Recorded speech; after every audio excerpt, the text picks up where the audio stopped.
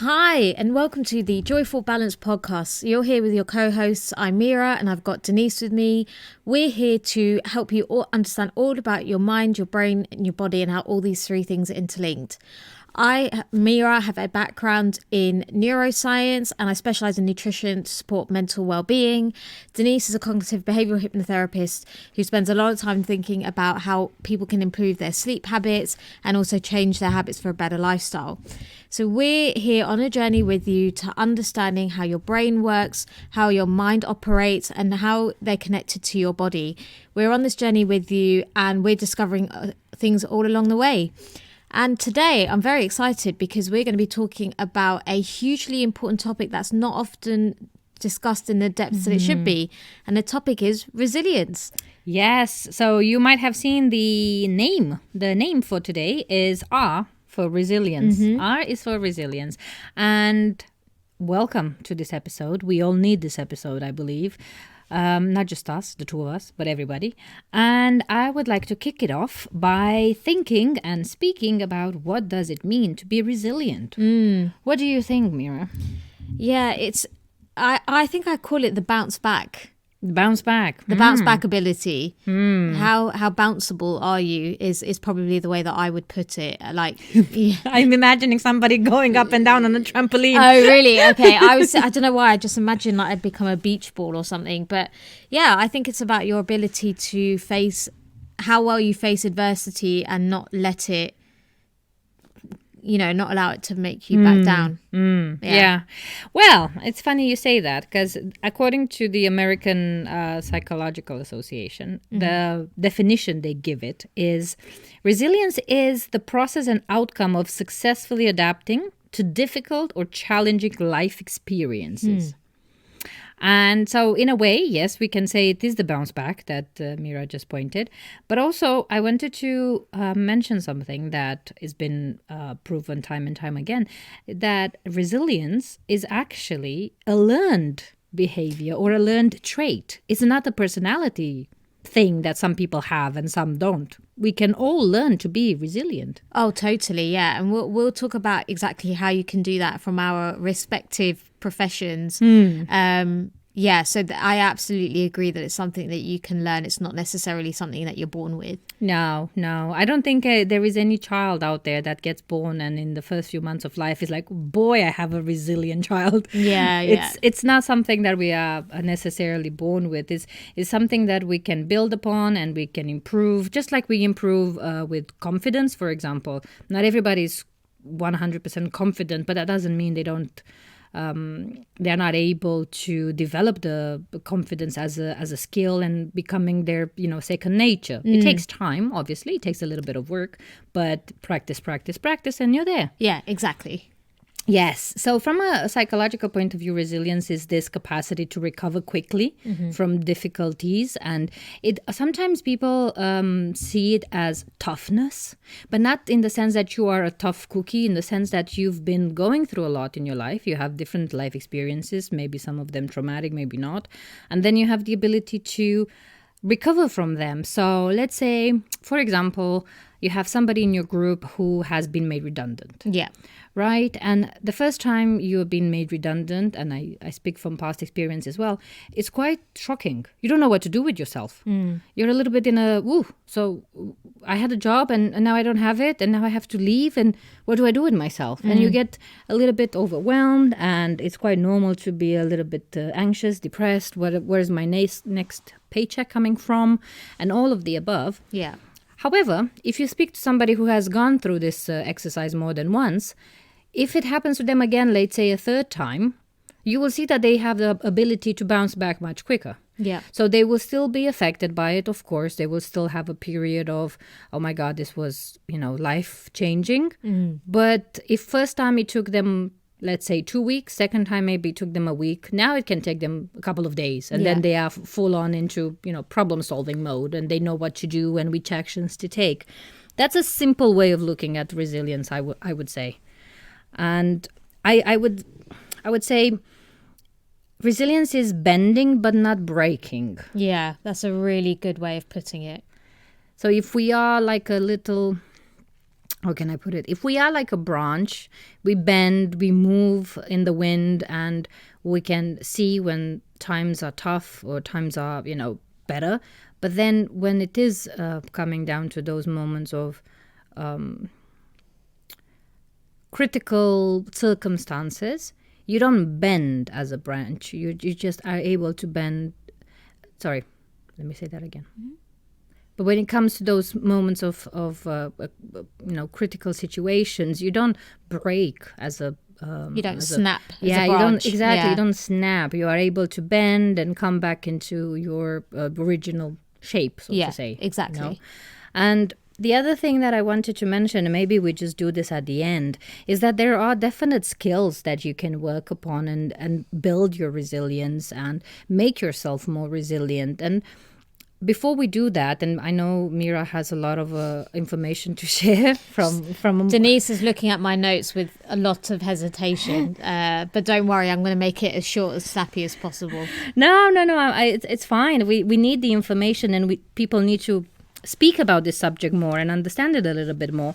But what I'm trying to say is that towards the end, let's just come back to what are the skills that you can use to identify a resilient person in your life, and maybe learn from them, and B, the skills that you can work upon yourself in order to become more resilient. So just as a summary, a very, very short summary, resilience is coping and recovering from setbacks. It's not so much as a unattainable personality trait that some people have and some don't. All of us can become more resilient. Absolutely, all of us. Cool. Yeah, thanks, Denise. So it is, what's interesting about the concept of resilience is that it's actually more complex than you might think it is. You might put it down to just, as we've already kind of myth busted, that it's a personality trait, but there's actually a lot more to resilience than that. So, you can even go down to a molecular level in the sense of you can look at someone's DNA, and depending on what genes they have, what type of genes in the same category they have, because we all have slightly different variations on all the genes that we share. So depending on the variation, you may find that they may make more neurotransmitters than others, and as a result that affects your mood and therefore how you respond to situations. Your environment, whether that's the physical environment or the psychological environment you're brought up in, that can affect how your genes get expressed, which therefore affects your brain chemistry, and as a result it affects your reactions to things. And then there's obviously the more psychological, like sort of elements of support, whether you're optimistic, whether you practice mindfulness, have strong kind of moral compass that's aligned with what you believe to be ethical. All these things factor into resilience. But what I kind of focused on a bit in terms of what I was reading about in preparation for this episode is more about, well, what are the brain chemicals behind resilience, and how can we improve how those brain chemicals work that help make us resilient? So I'm going to try and cover these off pretty quickly, but luckily some of them I have mentioned before, so they won't be completely alien terms. However, this one is a new molecule, and this one is called neuropeptide Y. Now, this is a very useful molecule that essentially helps to reduce anxiety, and that also counteracts the release of stress hormones. So animal studies have shown that that animals with PTSD-like behaviors, so PTSD is post-traumatic stress disorder, they tend to show reduced activity of this neuropeptide Y. Now, how can you increase it? Well, you can increase it through exercise, and exercise comes up again and again as a really useful tool that you might not have thought of that promotes resilience. Exposure to certain temperatures, so exposure to the cold, heat stress, like going in the sauna, for example, all of these help to build your reserve of neuropeptide Y, which makes it really useful for reducing your stress and anxiety levels that mean you then cope with adversity that much better. Cool. So there is a purpose to the madness of being in the sauna and then jumping in a cold water. Yeah, totally. Cortisol, we know, mediates the stress response. It's about what we can do to get that back down. We've talked about cortisol in a previous episode, I know for sure. Yes, multiple times, I think. So definitely refer back to earlier episodes because I talk about it a lot then. So I'm going to kind of that's there. That's always going to be there. So it's just about ways that you moderate your stress in general that will help lower your cortisol levels. The other important ones are noradrenaline and dopamine. These tend to be released, noradrenaline in particular is released as a result of stress, and having a really strong response of noradrenaline in stress means that we tend to have more fear and anxiety. Also, people that have less dopamine, and remember dopamine is that molecule, that a neurotransmitter that's highly involved in reward, has been found to be lower. The activity of it is lower in people that are less resilient and people that display more PTSD-like symptoms. Now, similarly, I'm going to group these all together is serotonin. So serotonin, we know, has a massive, massive role in our mood, and low serotonin has been implicated in depression and anxiety. So with stress, we find that there's more serotonin turnovers that's kind of been used, but also then being taken away. So we don't have a lot in circulation, which could be increasing our sense of anxiety. Now, improving all of these tends to involve the same kinds of things that we often, particularly I, talk about. So things like having a good diet, exercising, managing your stress levels, getting enough sleep, exposure to bright light when you can. And in the winter, if you find that winter particularly affects you, having a SAD lamp, which is basically mimic sunlight.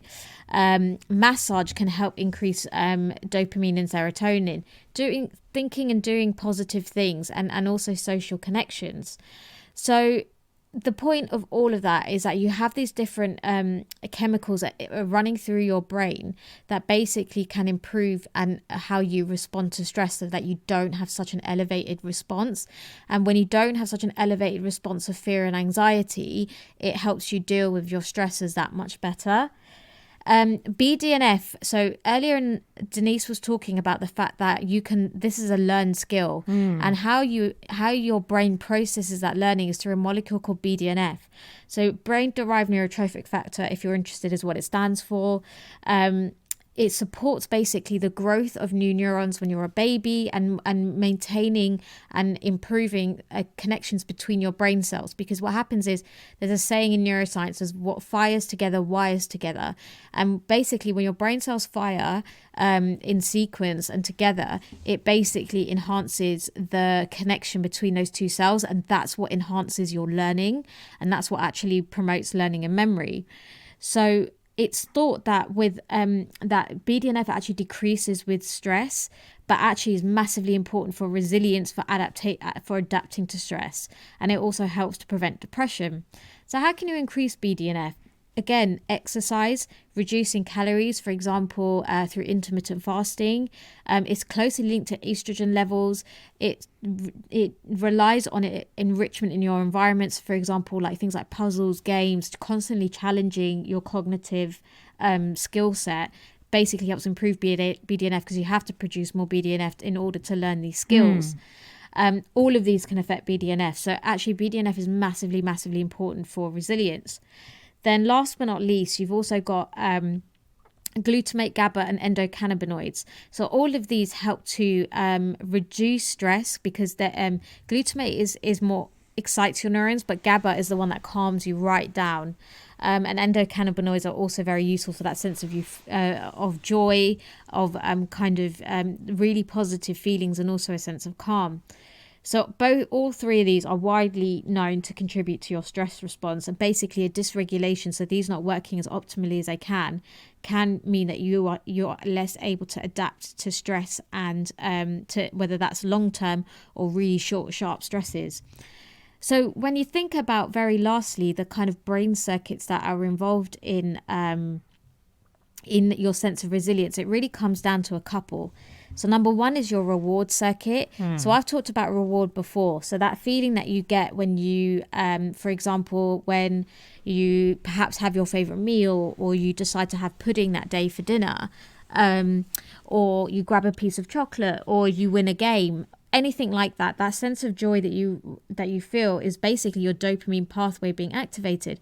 I've gone into depth about that pathway, but it basically starts from an area called the ventral tegmental area, which is in the midbrain. Your dopamine gets passed along to the nucleus accumbens, which is part of your limbic system, which is massively involved in emotional regulation. And it then goes to further areas like the amygdala, which is massively crucial in your fear response, the hippocampus, which is also involved in emotional processing but also memory, and the medial prefrontal cortex. And remember, the prefrontal cortex is basically your rational brain. It's your policing brain. It's the bit that kicks in later that helps you think about how you're going to respond before you actually do. So it makes you less impulsive. Now, this whole dopamine pathway is really linked to not only to your responses to the things that you really like, that, for example, food, sex, drugs of abuse, but abnormalities can mean that you're more likely to be depressed and you're less motivated to do things. Now, people that experience depression and PTSD have been found to have a weakened response to reward, so you're just less motivated to go for the things that are rewarding. Now, scientists are unclear about exactly how the reward system contributes to resilience, but the thought process is that if you have a well-functioning reward system, it means that you're more likely to be positive and have an adaptive response to stress. And you have a more positive outlook on life in general. Exactly. So then very nicely, I'm just going to turn the page. Sorry, Christian.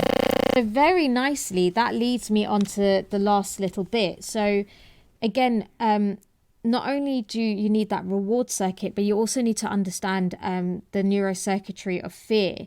And essentially, resilience to really severe stress basically depends on that ability to avoid excessive overgeneralized fear response, so that you're able to reconsolidate and get rid of kind of memories and not get rid of them, but dampen down the effect of previous memories and things that have evoked a fear response, in order for you to then just respond more positively to a challenging situation. Again, these are common areas that I've literally just talked about. So the amygdala, the hippocampus, the medial prefrontal cortex, the nucleus accumbens, all of these that are involved in kind of the reward response are also involved in the neurocircuitry of fear. So essentially, for people that have PTSD, they tend to have exaggerated activity of the amygdala, which is a very key area in the middle of your brain that basically is your fear, controls your fear response, and there's a massive role in how your emotions sort of play out.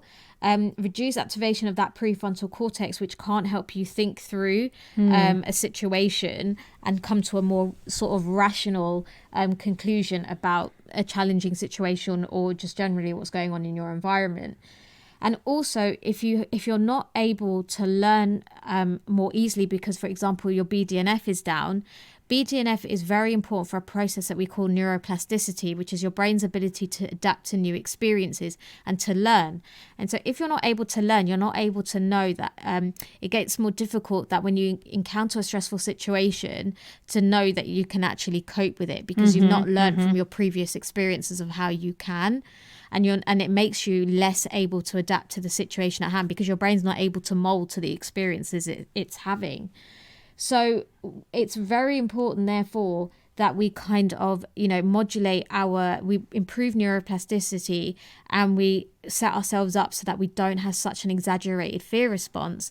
And the ways that we do that are classic. So making sure that we have a healthy diet so that we're less likely to be evoking metabolic stress, for example, and therefore causing more anxiety and more depression, which then means when you have a difficult situation, it becomes you're so much more sensitized to it, essentially, and it therefore makes you feel like you can't cope when actually you can. So just to round all of that out, there are several key areas and several key neurochemicals that help govern your sense of resilience. But what's really important to know is that they can all be regulated and modulated so that it helps you cope with stressful situations and adversity much, much better.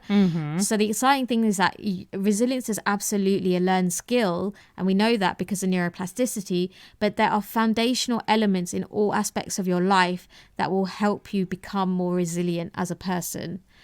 So that's what I'm hoping that you'll take away from all of that. Yeah, no, for sure. And what I wanted to follow up with you've touched a nerve. They're really, really key one in terms of sensitization. So in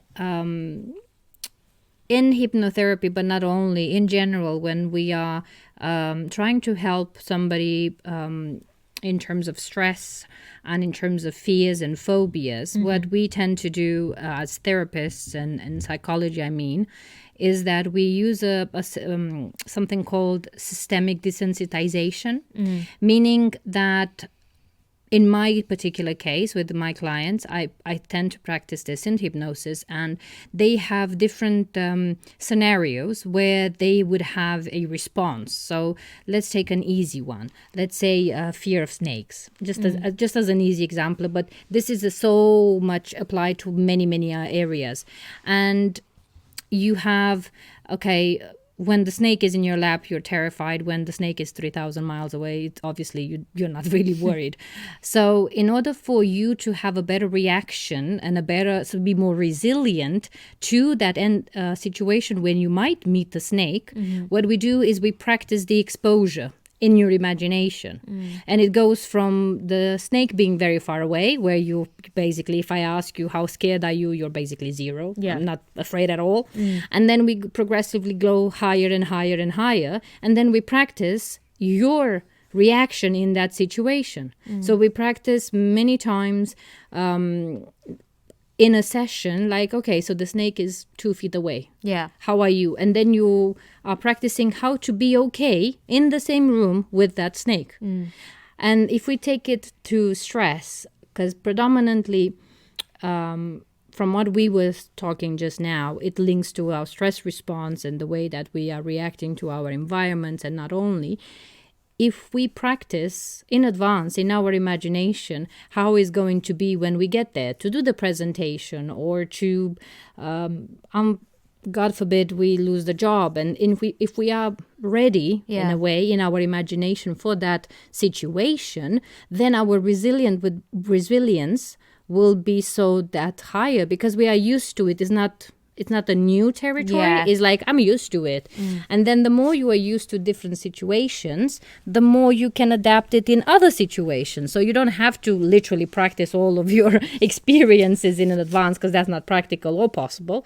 But the more you get exposed and sensitized to different things, you can use it, and your resilience grows. And it's such a great thing to see put in action. I'm derailing a little bit of conversation, but I had a recent client that was thinking, oh my God, they were saying, I'm not confident, therefore how can I be resilient? And I was saying, okay, but give me examples of the situation where you're not confident. And then we took that situation where they were not confident, and we did this mental rehearsal, but we also added in the way that they would ideally like to feel, act, and behave. So we did that, and we practiced it and so on. And then I said, okay, go out in the world and practice this, because you do it in your imagination, yay, great. But you also have to do it and gather data outside of the therapy room. And they came back and they were like, my God, I'm so much confident. And I said, so are you resilient? Oh no, I'm not resilient. So they were making this association that if they're not confident, they can't be resilient. Got it.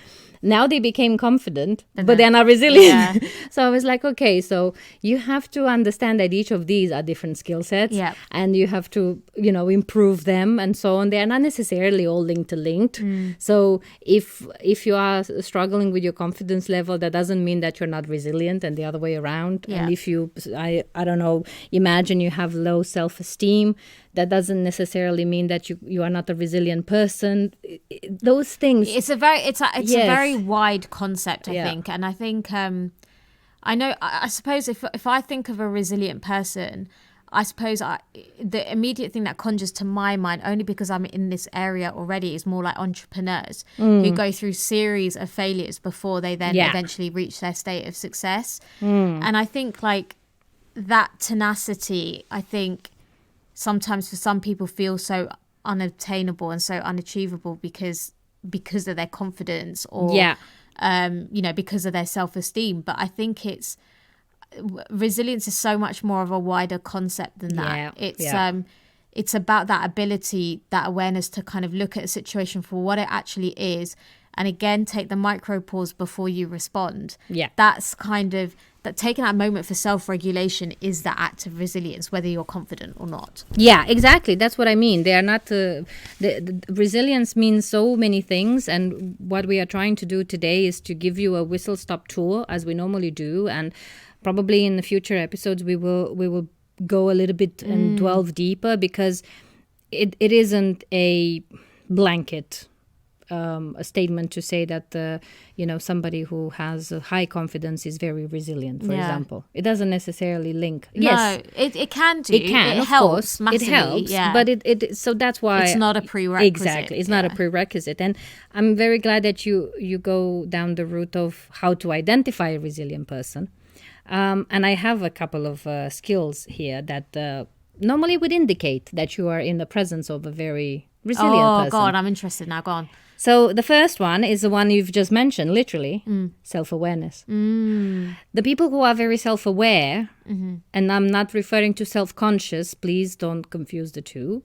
When you are self-aware, you understand your awareness location-wise, environmental-wise, but also your emotions, your thoughts. You are able to be very aware of yourself. Yeah. That's what I'm referring to here. And those people who are self-aware, they understand themselves, right? That's one of the first skills. Then the second one is another one we mentioned many times: mindfulness. Being in the present moment and not confusing the present moment for the past or the future.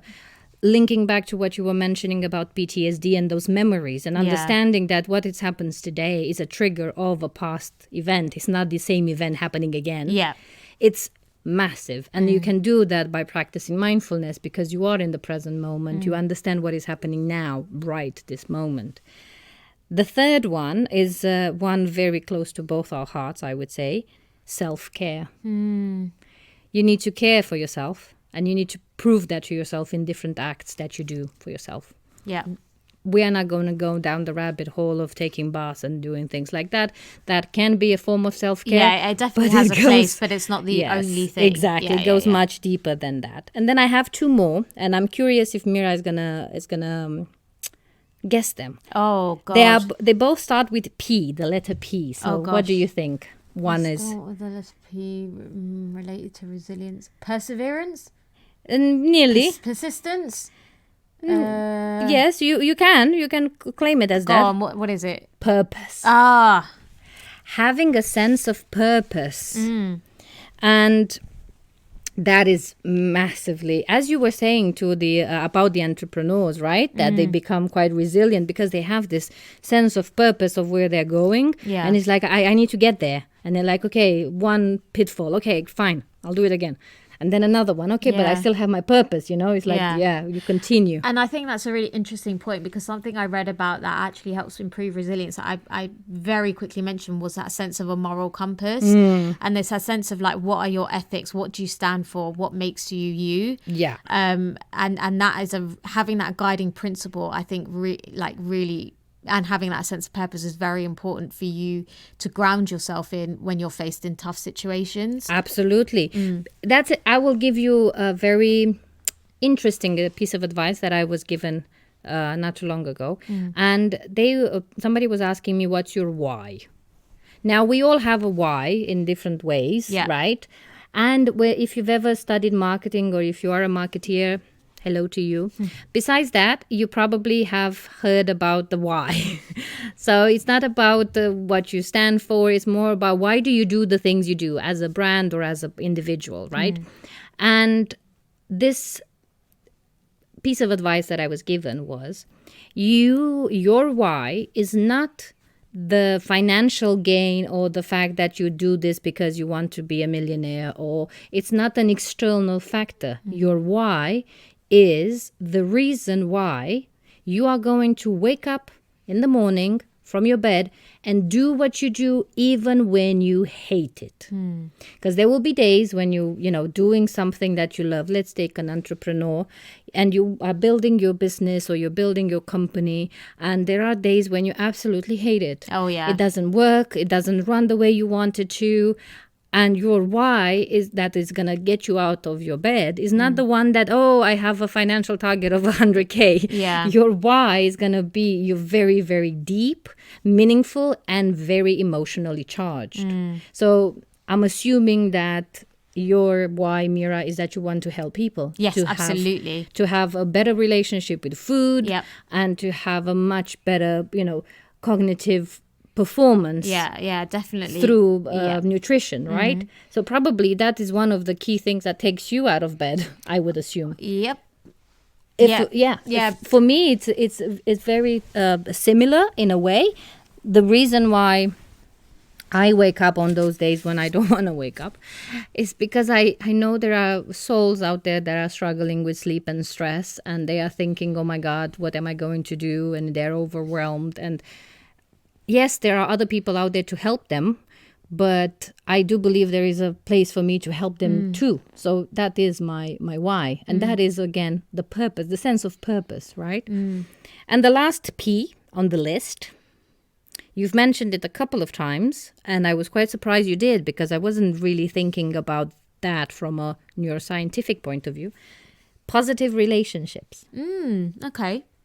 So we all have relationships. How many of them are toxic? How many of them are helpful? And how many of them are positive? Yeah.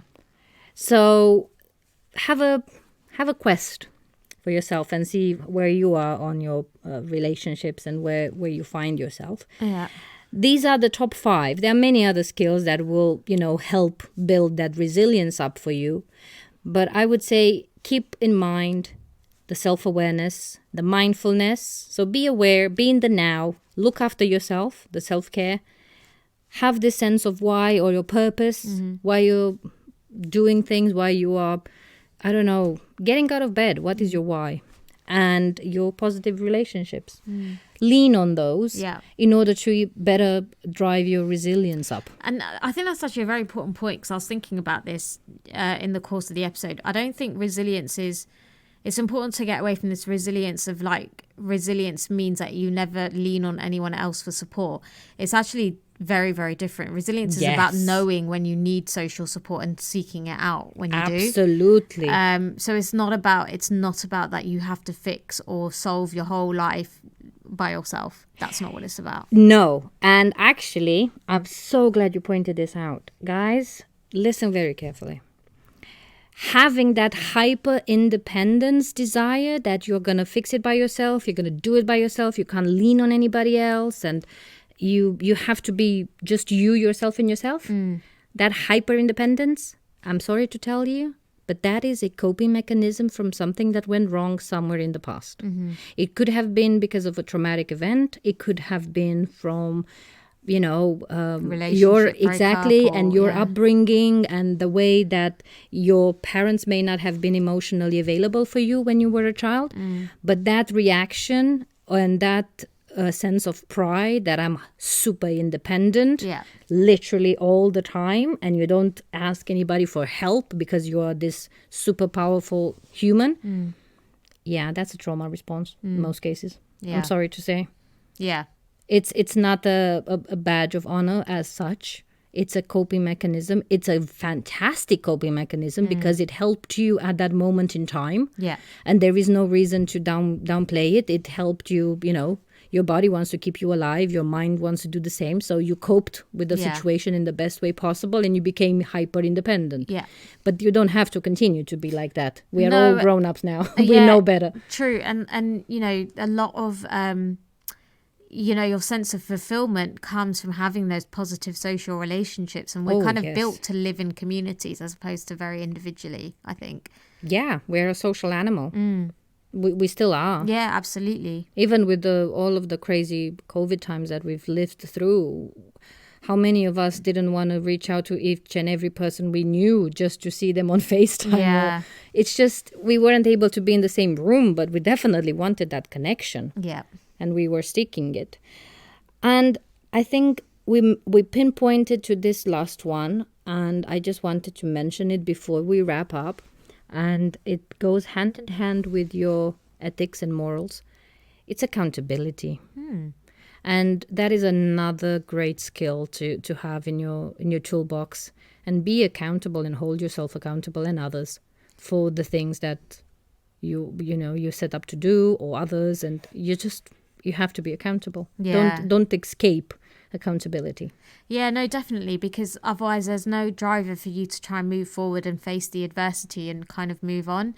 It gets, I suppose, a bit easier to, if you didn't have accountability, to just in a way accept what is, or kind of lie down and not do anything about it.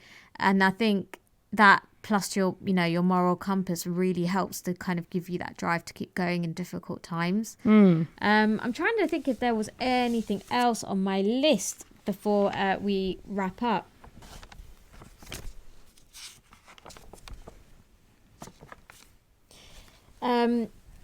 So I think the other things that, just to echo kind of what Denise said, is it's clear that resilience is a skill that is starts to be developed before you're even born, because it depends on your neurochemistry, it depends on your previous life experiences, but it is a skill, as Denise and I've both said, that can be learned. Sometimes being an optimistic really helps, and I suppose this is what really works for entrepreneurs as well, because you have to be so optimistic that what you're doing is the right thing, and that you're building the right product, and that this is going to make people's lives better in whatever way that your product works. So having a sense of optimism is super, super important.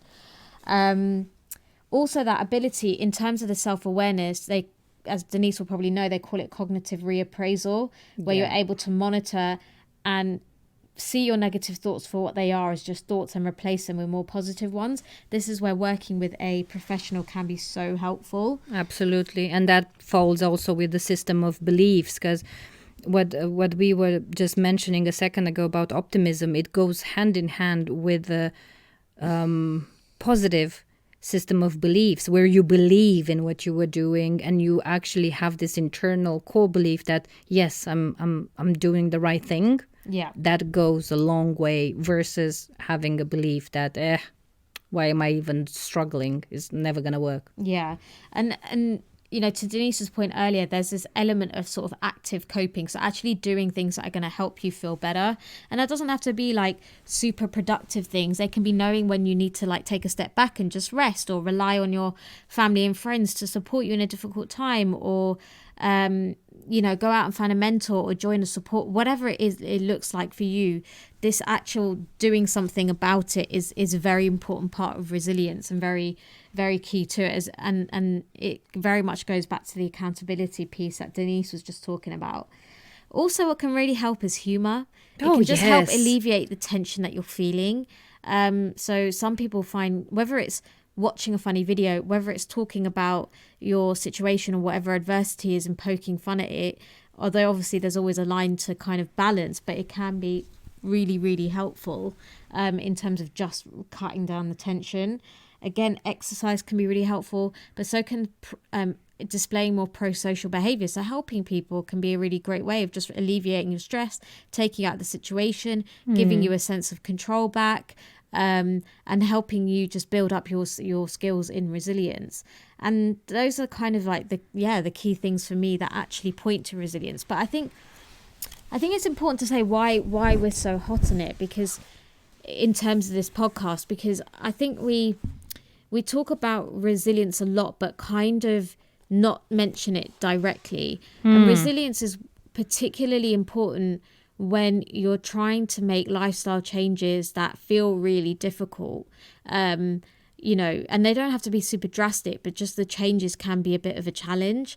And so resilience, the reason we're so hot on it is because I think in particular when you're starting to find those changes really tough, or it's not happening in the way that you would like, or something comes along in life that throws you off balance, resilience is what we hope that you'll fall back on, and that will still propel you to go forwards, which is why we're so keen to talk to you about resilience today, because we'll all have moments in life where things fall by the wayside. I've definitely gone through a period of that, where I've just had to let things go and know that I'll pick them up, my more healthier behaviors a little bit later, which I've started doing today. So that's why I think, at least from my perspective, why I thought it's important to actually dedicate a whole episode to this. I don't know if you wanted to add anything else, Denise, about why it matters so much for us. I think why it matters for us is because in simple terms, it makes us better humans. It helps us enjoy our lives better. It helps us have a more realistic but also idealistic view of our lives. Yeah. And it helps us drive forward. Because if you think about people who are struggling with depression, with generalized anxiety disorders or other things, if resilience comes in the door for those, it brings hope as well.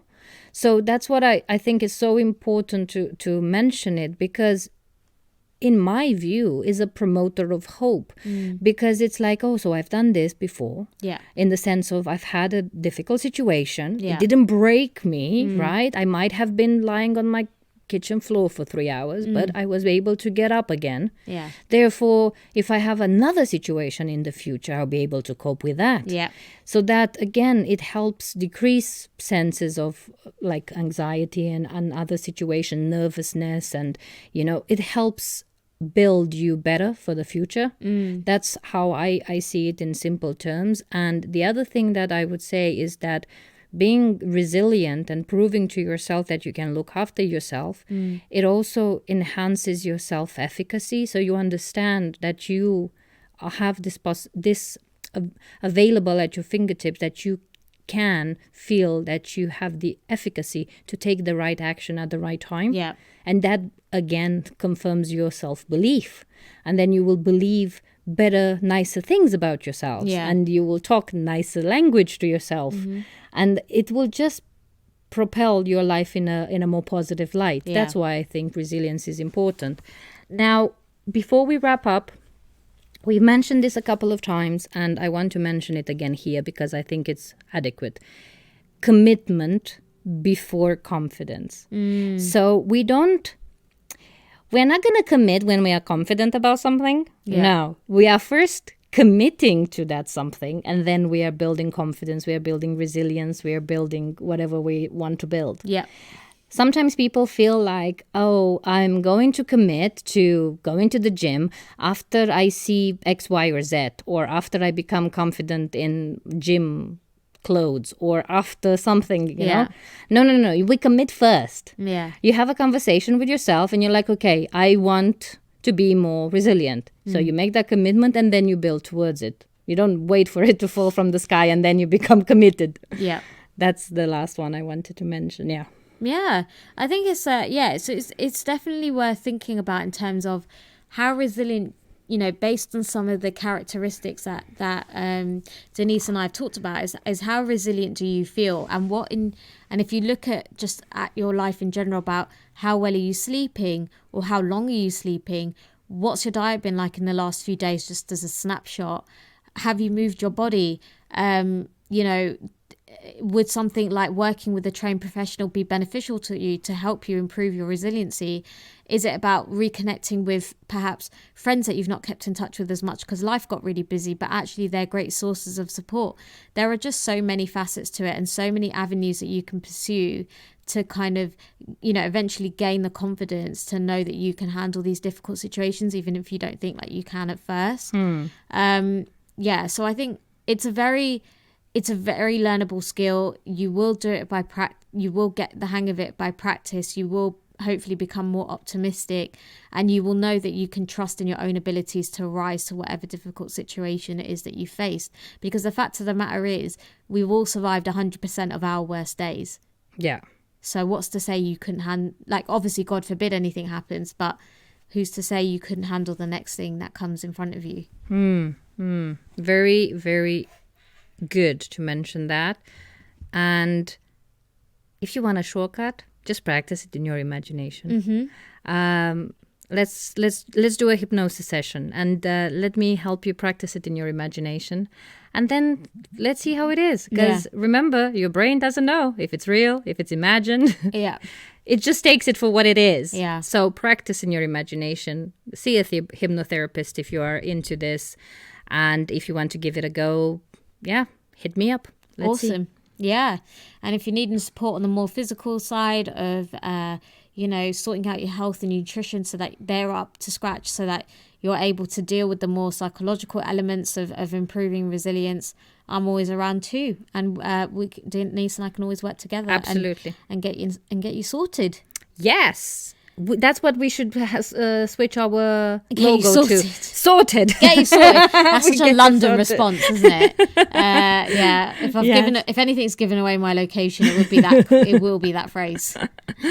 Look, guys, it's been a pleasure talking to you about resilience. We hope you are very resilient out there, and that you are continuously building that skill. And remember to commit to it before you actually feel resilient. And we are going to speak to you again in our next episode, which is going to be the last episode of this season. So we're getting very close to Christmas, guys. Wow. Hope you've done all of your shopping and you're not leaving it last minute, Yeah, because that that's- can create anxiety. That's definitely going to be me. No, I am well prepared, well in advance. I don't want to do that. Doesn't surprise me at all. Yes, I love doing. Side note, I like going to the shops to see what else is left at very discounted rates just before Christmas. But I don't want to do the massive shopping there because I'm afraid that I won't be able to buy what the people want. Yeah. Anyway, side note.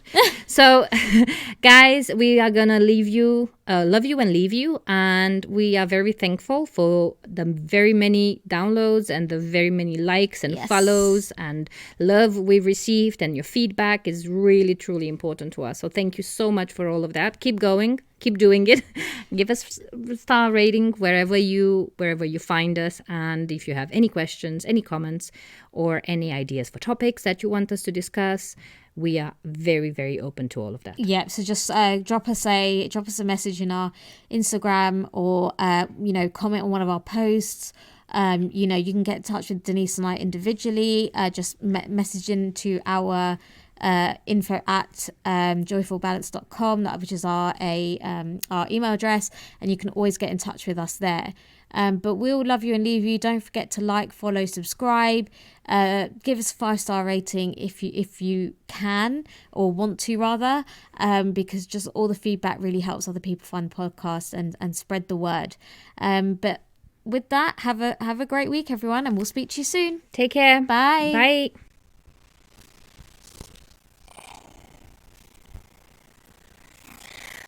Bye.